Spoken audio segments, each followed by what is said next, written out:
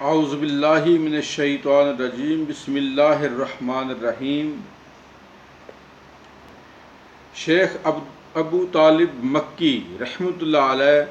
حضرت سعد بن سعید اور حضرت کرز بن بصرہ رحمۃ اللہ علیہ سے ایک طویل روایت نقل کرتے ہیں کہ میں نے حضرت خضر علیہ السلام سے ملاقات کے وقت عرض کیا کہ مجھے کوئی ایسا عمل بتائیے جو رات کو کیا کروں، تو انہوں نے فرمایا جب تم عشاء کی نماز پڑھ لو تو کسی سے بات کیے بغیر 2 رکعت نماز اس طرح ادا کرو کہ ہر رکعت میں سورۃ فاتحہ کے بعد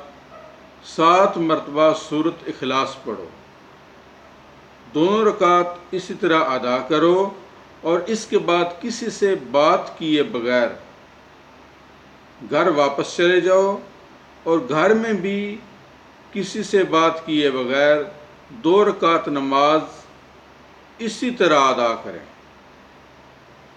یعنی پہلے سورۃ فاتحہ اور اس کے بعد 7 مرتبہ سورۃ اخلاص ہر رکعت میں اسی طریقے سے پڑھو، پھر سلام پھیر کر سجدہ کرو اور 7 بار استغفار کرو، پھر 7 بار حضور نبی مکرم صلی اللہ علیہ وآلہ وسلم پر درود شریف پڑھو اور 7 بار یہ کلمات کہو: سبحان اللہ والحمد للہ ولا الہ الا اللہ واللہ اکبر ولا حول ولا قوت الا باللہ العلی العظیم۔ اس کو پھر دہرا لیتے ہیں: سبحان اللہ والحمد للہ ولا الہ الا اللہ واللہ اکبر ولا حول ولا قوت الا باللہ العلی العظیم، یعنی اللہ پاک ہے اور ساری حمد اللہ کے لیے ہے اور اللہ کے سوا کوئی معبود نہیں، اور اللہ سب سے بڑا ہے، اور اللہ بزرگ و برتر کی توفیق کے بغیر نہ برائی سے بچنے کی توفیق ہے اور نہ نیکی کرنے کی استطاعت۔ پھر سجدہ سے سر اٹھا لو، یعنی یہ سارا عمل سجدے کے دوران کرو،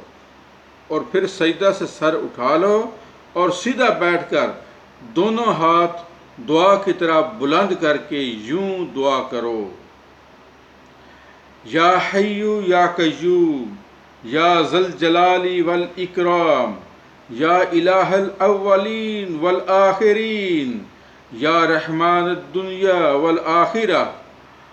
ورحیمہما یا ربی یا ربی یا ربی یا اللہ یا اللہ یا اللہ۔ اے زندہ، اے ہر چیز کو قائم رکھنے والے، اے صاحب جلال و اکرام،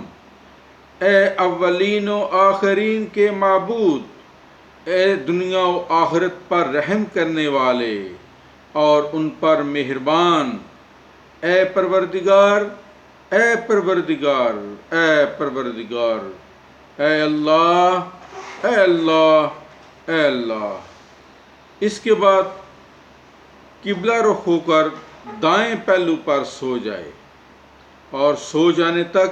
حضور نبی مکرم صلی اللہ علیہ وآلہ وسلم کی ذات مبارکہ پر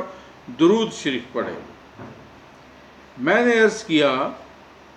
آپ مجھے یہ تو بتا دیں کہ آپ نے یہ دعا اور یہ ذکر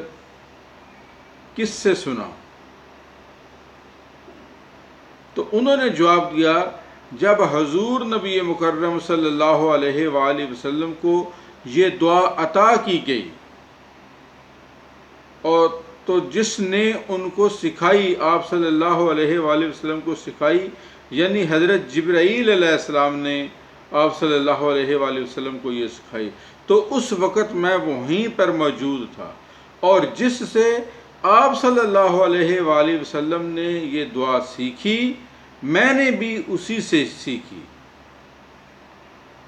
اور جو آدمی بھی حسن نیت اور یقین کے ساتھ اس نماز اور دعا پر